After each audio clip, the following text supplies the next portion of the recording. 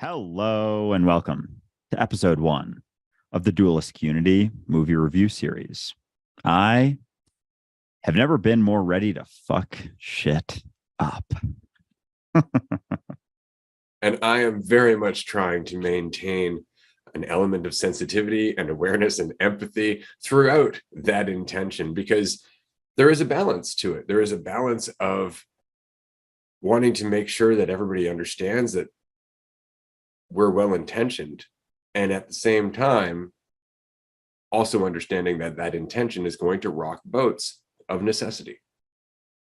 And so we're just getting into that. And knowing that life has guided us here over the last 16 months is kind of encouraging, because it's not like this happened overnight. We've worked our way here. And admittedly, if it wasn't for the response of our viewers and the growing audience and the community that supports us, we probably wouldn't have gotten here. Well, we know we wouldn't have gotten here. And so we're blaming you, dear listener. We're blaming you for everything that's about to happen next.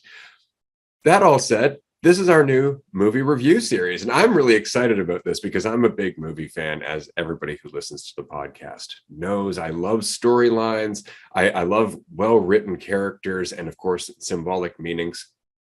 So this series is going to start with one of my favorite movies from 1991, starring Bill Murray and Richard Dreyfuss. It's called What About Bob? If you haven't seen the movie, definitely go and track it down. I'm sure you can find a free copy of it online if you look hard enough, or it might be on your movie subscription network. I don't know, but I'm sure you can track it down, and you should, because it's a fantastic movie. Before you listen to the rest of this, because there will be spoilers. Yes, definitely go watch it, because we're going to be talking all about the movie. So if you haven't seen it, go watch it and then come back to the episode, because I have a lot of thoughts about it. It was a really awesome movie. A lot of symbolism in there. Like, holy shit. So I don't know. Do you want to do a quick summary or your thoughts initially? Absolutely. Well, I'd like to just kick it off with this one thing, that there are two parallel stories happening in What About Bob? And they all revolve very much around the conversation that we're having here on Dualistic Unity, which is that the more immersed in your identity that you get, the more disconnected from the world you get, and you start to experience more distortion and more conflict, and that becomes its own hell. And so what I love about the story What About Bob is that you have the story of Bob, who is already in that hell, working his way out through genuine intention, despite being confused and causing some disruption on the process of doing that, or in the process of doing that. The intention is to get better. Meanwhile, you have his therapist, Dr. Leo Marvin, played by Richard Dreyfuss, brilliantly. I just want to add that. And he is completely wrapped up in his identity, but that has helped him to achieve his current status. That's helped him to achieve the respect that he has in society. But it's all based on control. It's all based on pride not being challenged. And then all of a sudden along comes Bob. And so you have this one person struggling in the negative end of identity, and this other person who's basking in the positive end of identity. And by the end of the movie, they switch roles. It's brilliant. Yeah, the symbolism is absolutely incredible. Starting with Bob, and I'm glad you said it, because I have so many thoughts about it, but I it's like there's so much going on, and I see the control and all of that going on with Dr. Leo Marvin, and then Bob, who's suffering and is trying to control, but also being very open and honest and upfront about everything. Like the first scene that they meet, he's like, all right, so what's going on, Bob? Leo is like, what's going on, Bob? Bob's like, well, Doc, I have problems. And he's just like so upfront and open about it. But at the same time, it's like he's reinforcing to himself that he has problems. Then he just goes through his Rolodex of things that he has issues with, and basically goes through the movie working through those things, but from an open and honest perspective. And really, it goes to show, and I saw this a lot at the retreat, how much just being authentic and vulnerable and open about things can allow you to let go more and more of that idea of you. And so early on, Bob is just really fucking open, but also reinforcing to himself and to the rest of the world all of the problems that he has. So he's keeping them around. He's still inflicting a lot of suffering upon himself, but then, he starts interacting with the family. He's super open with them, and he's like, oh yeah, talking to the daughter in the car. I love that scene where he's just like, oh yeah, you deal with that, I deal with that. I've dealt with a lot of shit like that. And he's just so open and honest. And then throughout the movie, he basically stops thinking so much about himself. He goes from constantly being wrapped up in his idea of himself to being so involved with the family, with the community. It's like he doesn't even have time to think about himself anymore. He's just so involved in the situations that he's in and being there for everyone else, not the least of which being Dr. Leo Marvin. Like, he's always there for him, like trying to help him out the whole time. And it's so fucking funny. As we talked about yesterday, the cult of egotism, like literally that is what Dr. Marvin's embodying the whole time, is that idea and that unwillingness to let go of the idea of you. And it's just awesome to see all of the issues that come from that, starting out with the positive idea of yourself. And he even says early on, he tells Bob, oh Bob, I don't get upset, I don't get angry. And look where that goes by the end of the movie. Holy fucking shit. Yeah, absolutely. I love everything about how this movie was made, for sure. But I find it really interesting. There were a few things I noticed this time, and I've watched it a number of times in my life. It's one of my favorite movies. I thought it was really interesting that when Bob goes to see Dr. Marvin the very first time, he has that litany of problems that he has. But what he's looking for is Dr. Marvin to find another one. If you can just find the right problem, it'll fix me. And that's why he's looking for somebody to latch onto, someone to follow, someone who's going to find that solution for him and end his suffering. And I find it so very interesting, and it drives him nuts to the point where he actually fakes his own death and follows this guy out onto his vacation. And then all of a sudden, everything changes with one piece of advice. And I find it really interesting because it came from Dr. Marvin's schooling, but he totally forgot to apply it for the rest of the movie. Take a vacation from your problems. Every time you're thinking about your problems, I want you to look at this piece of paper and take a vacation from your problems. And from the rest of the movie, for the rest of the movie, that's what Bob did. Bob did not think about his problems for the rest of the movie. He came over as a visitor. He was chatting as just a regular person. He wasn't looking for help. He wasn't looking for therapy. He was just enjoying the connection. And that was all he needed. That was all he needed. Just a chance to do that in an environment that was open to him doing that. But at the same time, and it's funny that you mentioned it, that he was always there for Dr. Marvin. And yet, despite how sensitive Bob was to everybody else's feelings, he couldn't pick up that Dr. Marvin hated him. He couldn't pick up that it was driving Dr. Marvin nuts. Why? Because he put him up on a pedestal. He couldn't see him because he was looking at him as the perfect therapist who couldn't possibly have these problems that mere humans have. He even said, how does it feel to be the daughter of a brilliant psychotherapist? He didn't see him as just a regular human. And so he couldn't empathize with him. And I thought that was really interesting too.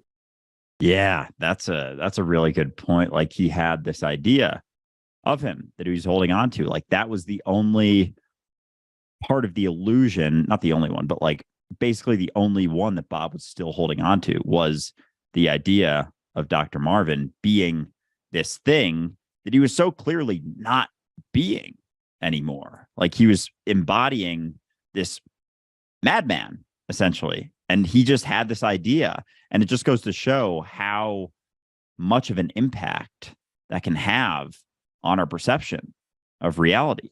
And because we're always living through ideas and illusions, like, it's always impacting us, and we're not able to see things clearly because we're holding on to ideas that make us more comfortable. And I guess someone in that situation would want to see their therapist as this high and mighty person because it makes them feel better about seeing them. Like, it validates their seeing of them. And meanwhile, like Bob's figuring out his own shit the whole time. Like he's doing it for himself. As much as the, take a vacation from your problems thing helped him, like he was just started facing his fears, went on the sailboat, got pushed into diving into the water by Dr. Marvin, but he was doing all sorts of shit that was facing his fears, and he was just take a vacation from your problems. And that's a really interesting part, because it reminded me back in my religious days, this was early in college, one year for Lent, I did something very similar, and I gave up fear was my thing for Lent. And so throughout those 40 days, like when situations would come up that I would usually run from, I was like, I gave up fear. And that probably had lasting impacts on my life for sure. I think I was like 19 when I did that. So it was like 8 years ago. And so, yeah, but it reminded me when he wrote that down, I was like, fuck, that's like exactly what I did. Cause I remember some specific situations where I was in a class and like wasn't going to say anything. And then I was like, oh, because I was afraid. And then I was like, oh, nope, gave up fear for Lent. So it's like there's some of the benefits to religion, not because of religion, but just one of the things there is having the opportunity to do that. Or there was a girl that I remember asking out that I was like super nervous to do so. And then I just thought to myself, like, I gave up fear. And yeah, I'm sure that had a lasting impact on me beyond that, because at some point, Lent ended, and then I was still like, oh, I can do all these things. Kind of like the clip from our retreat episode that you posted. Like, it's not about being more, it's just about doing things over and over. And eventually you get to a place where you're like, oh shit, I can do that. And I didn't think I could, but you just have to do one more little thing, and you start to realize more and more of your potential every step along the way. And it reinforces to yourself that you can do all of those things. Yeah, absolutely. I was thinking about the fact that Bob couldn't see Dr. Marvin because of his identity, or because of the identity that Bob was perceiving about Dr. Marvin. But what's interesting is that Dr. Marvin did nothing to get rid of that identity, because he himself was dependent on it. That's the identity he wanted Bob to see, was that he was up here and knew everything. He actually said it in the office in their first meeting. He said, there's an expression that the best psychotherapist is inside you. And then the next line was, but yes, I can help you. So he completely missed it. Right. And then throughout the rest of the movie, his identity keeps getting hammered. Like when, for example, when Bob, because he is so vulnerable and so easy to be around, when Dr. Marvin's son finally felt comfortable to jump into the water because he was the brave one there. Bob was saying like, no, don't do it, to be more afraid than the son. And that made him comfortable. Right. And so Dr. Marvin couldn't reconcile that, because he was just like, come on, just do it, force. Now, expectation, making me look bad, I got shit to do, that kind of thing. And so there was all that expectation. There was no connection. There was no empathy. And it was the environment that Bob's vulnerability created that allowed that to happen. And Dr. Marvin's ego took that first hit hard, because all of a sudden, here's Bob playing the role that his identity is saying he should be playing, as not just a good father, but a good psychiatrist. Right? Same with the daughter. Right. Every time, I remember that it was that conversation where it's like, no, she didn't say that I don't listen. She said, I don't listen, and I'm not fun, and that Bob is. That was the best line, because that was exactly what his problem was, is the fact that he was trying to evaluate by comparison, as he's always done. And so I really enjoyed that part of the movie. But there was one other part of the movie that I really enjoyed, which was the fact that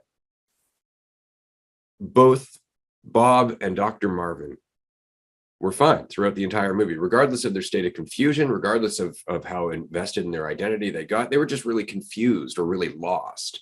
But society looked at them as crazy. Even Dr. Marvin, as soon as he lost his shit, society's like, oh, I got to lock him up. There was no empathy, because there is no empathy in society's view of mental health. Right? We don't understand. It's a matter of depth, that there's a core that we're leaving, that we're losing our sense of being because of all the shit we're dealing with. I thought that was really well brought across.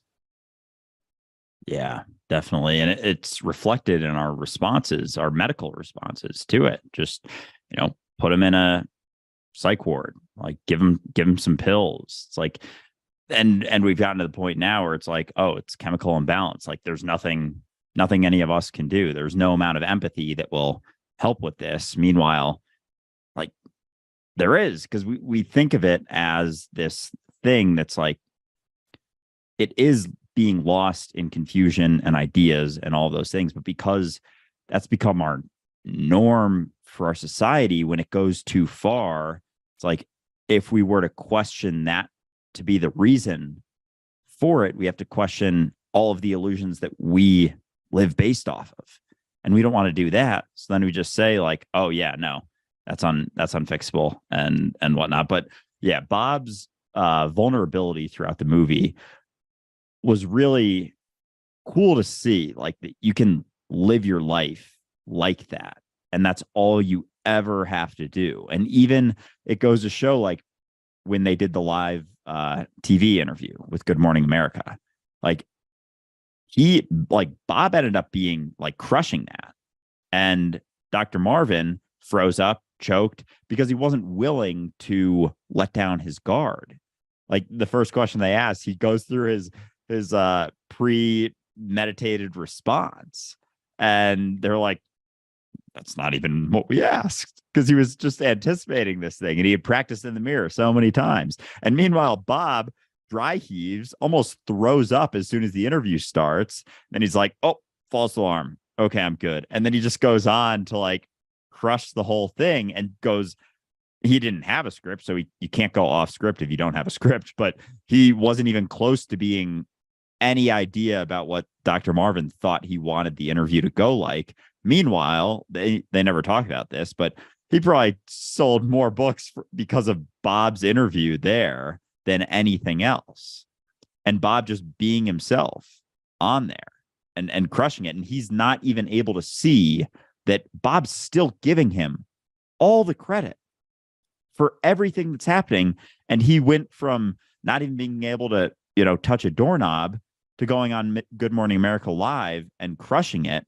And Dr. Marvin isn't even able to see beyond his own idea of the way things should be, or the way he sees himself, or the way he sees Bob, to recognize that Bob's giving him all the credit. Like, this is literally his job, is to help people get through their shit. And Bob is getting so far beyond his shit and still giving him all the credit.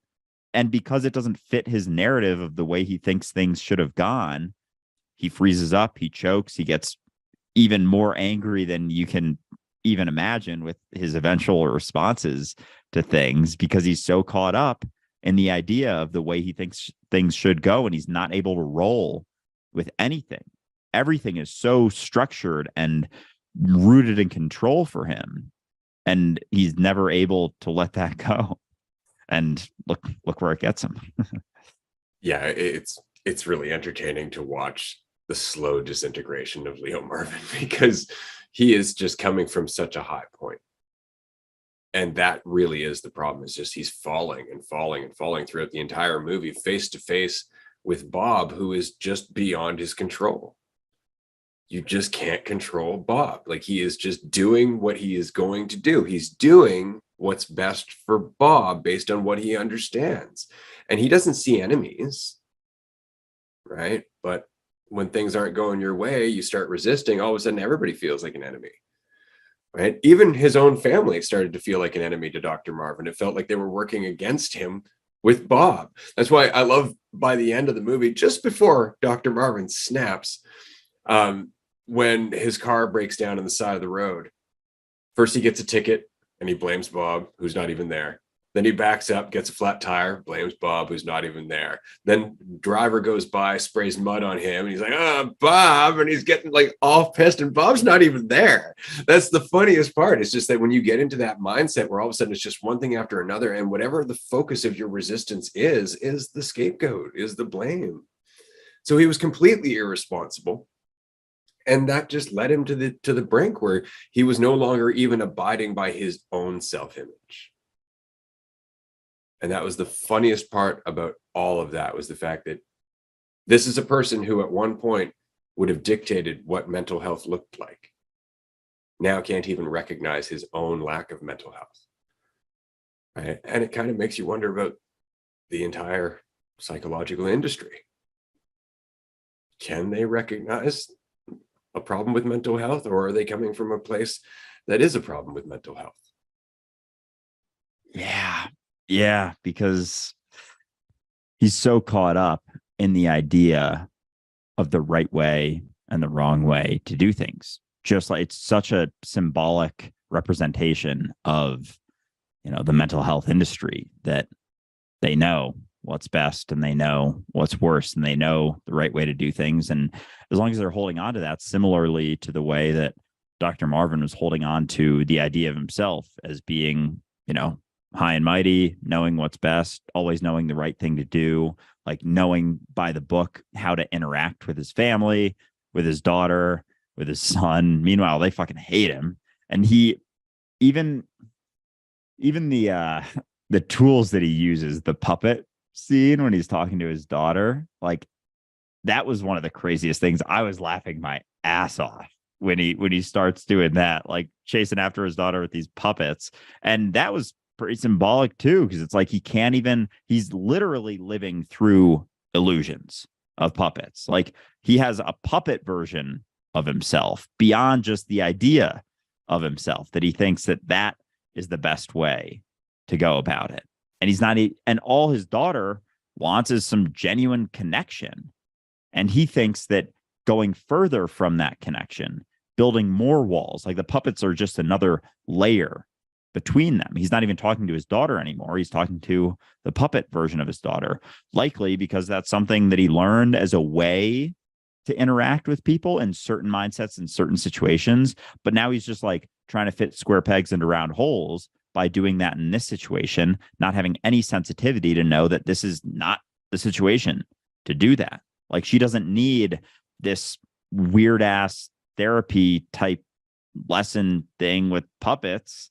She needs to talk to someone she needs to talk to her dad, or just talk to someone who wants to have a genuine connection. And so he was so consistently lost in illusions the entire time. It was also very interesting early on, like for myself watching it early on. And I don't know if anyone else has this reaction, but I didn't like Bob very much early on. He's super fucking frustrating. It's like, holy shit. And then like you feel bad for Dr. Marvin the whole time. And you'd like, I guess, kind of like him in a way, because you think he's just doing the things, but it's so representative of the positive side of the ego versus the negative side of the ego.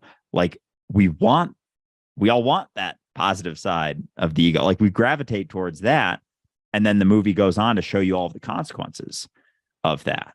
Whereas it shows you all of from the side of, the negative side of the ego, which Bob was very much experiencing. We get so frustrated with that instead of kind of relaxing through it and kind of accepting it for what it is, and then being able to just let go more and more of the idea of yourself. Like we hold on to that positive idea so tightly as a society, and everyone, be it the pharmaceutical industry or individual people or anything, we hold on to that as being, the right thing to do. And so it was interesting for myself by the end of it, you fucking love Bob, and Dr. Marvin is like, yeah, you don't love him, I guess, especially with the way he's reacting. But it just goes to show like how we're sort of naturally drawn to that in a way based on how our society runs and what we experience. And the movie does just a fantastic job of showing the pitfalls and the consequences of holding on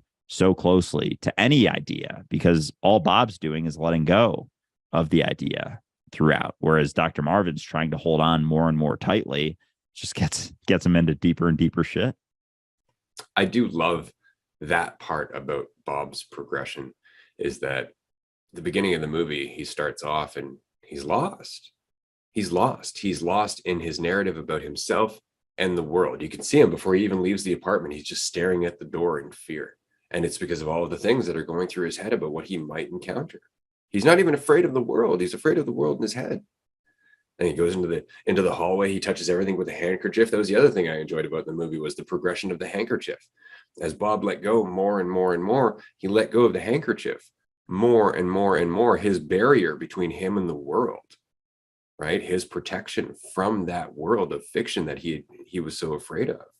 And so, yeah, you can really feel for Bob, especially considering I used to live in a very similar hell where I felt very isolated and alone and in a world where I wasn't sure what the hell was happening. But Bob was just trying to cover it over with positives. I feel good. I feel great. I feel wonderful. I feel good. I feel great. I feel wonderful, even though you could tell he didn't. He was terrified. But what I thought was really interesting is that Bob wanted that change so bad that he would glom on to every symbolic lesson, baby steps. Whether Dr. Marvin meant it to come across that way or not, Bob just needed to hear the symbolism of baby steps, small, attainable goals. Sure, he turned it into walking in tiny little footprints, but the point being is that he was seeing it symbolically. And then it actually ended up acting out in his life.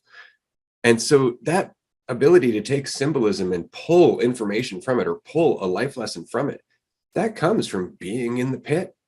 You learn to use anything.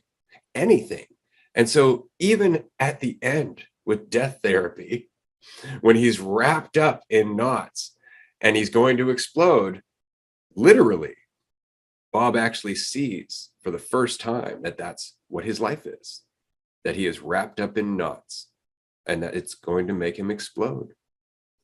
And so he unravels his knots, just as Dr. Marvin explodes. It's so funny because I was looking through. I took some notes while I was watching it, and that's literally the thing at the bottom I have written down.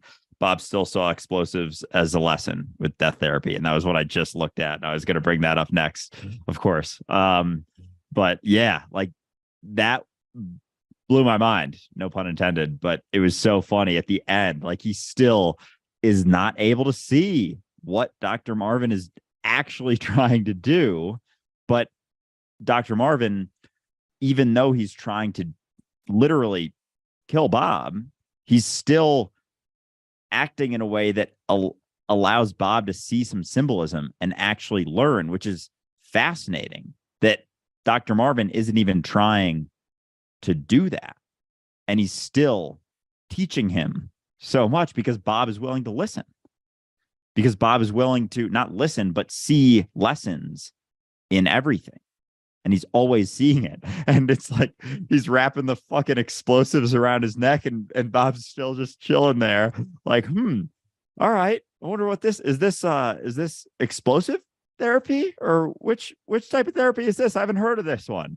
This one's interesting. And then he starts going through it and he's like, knotted up. I'm knotted up. I am knotted up in my head. And then he's like, yeah. And then he sees that that's symbolism for his life. He's like, okay. And then he's able to get out of it through letting go of all of the knotted thoughts in his head. He's able to see the potential opportunity in that moment to shift things, but it was only through unraveling his own internal world that he was able to unravel literally all of the knots that he was knotted up in from Dr. Marvin tying fucking explosives around his neck. And then he still sees it as a lesson as he's like running through the forest with the explosives around his neck. Like that was just so funny and so fascinating. Just goes to show how we can see lessons in everything. And people get caught up. We've talked about this before with trauma, things like that. People say like, trauma is objectively bad. There's nothing to come of it. And it's not to say that it isn't bad. I'm not belittling it at all. But like with this, there are lessons in everything. And if you're willing and able to see that in every situation, then it's not in the moment, not resist them. I'm not saying like go through trauma and just be like, this is going to be a good lesson. It's like, no, I'm not saying that at all. But looking back on anything, you can see it for what it is. And then moving forward, you can see it more clearly. It's usually when we go into something distorted, resistant, and saying like, oh, there's nothing here for me. And we're not able to recognize empathy in the situation for anyone else involved in the situation, the distortion that they may be going through in that moment. And Bob, even though he didn't see the distortion that Dr. Marvin was going through, he still had a sense of empathy for him the whole time, and that he wasn't willing to vilify him.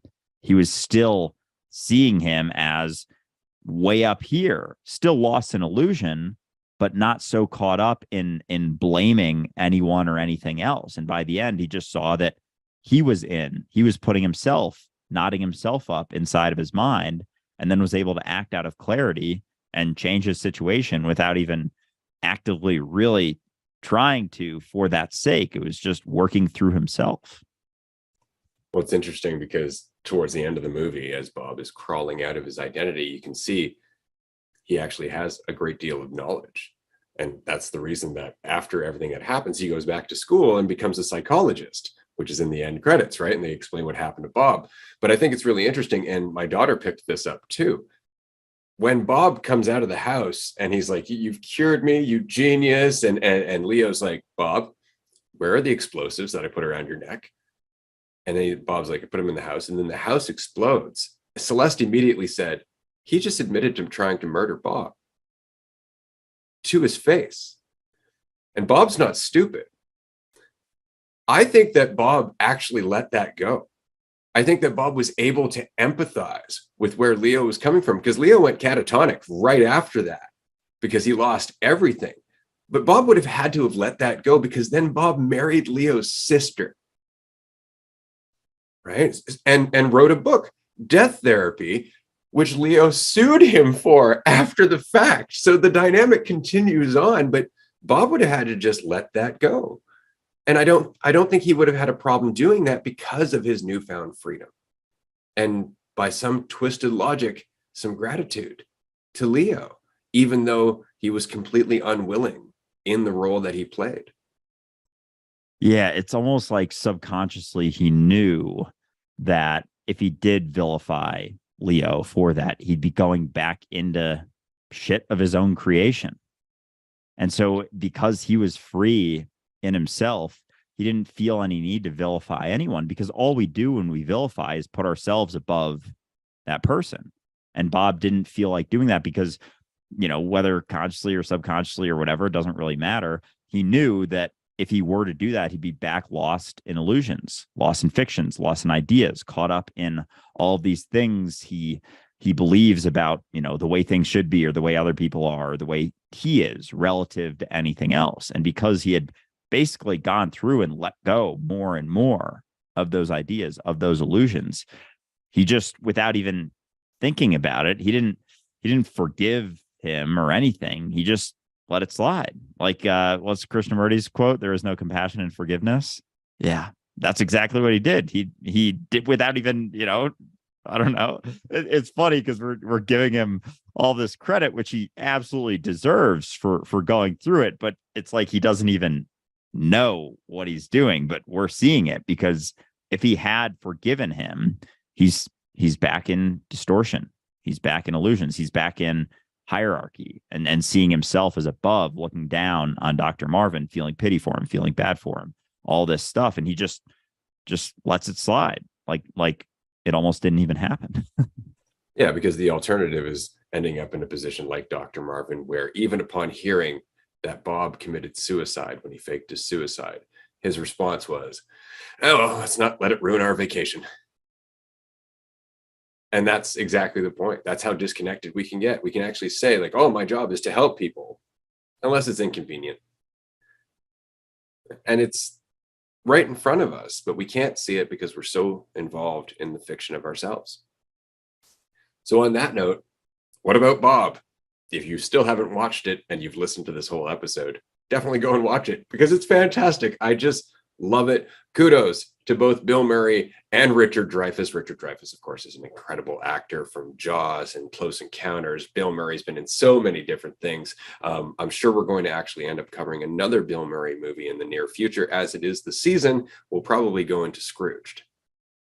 Nice. Sounds great. Looking forward to it. Yeah, that was a fantastic movie. I'm very excited for this whole series because I've never been a huge movie or TV person, but Ray's got like 10 out of 10 for movie recommendations. So yeah, and I'm learning a lot from it. The symbolism's really cool. So yeah, I'm as excited as anyone for this series to get going. And I'm happy we got this first one in, because that movie was fucking dope. Thanks for joining us, everyone. We'll see you next time. Bye, everyone.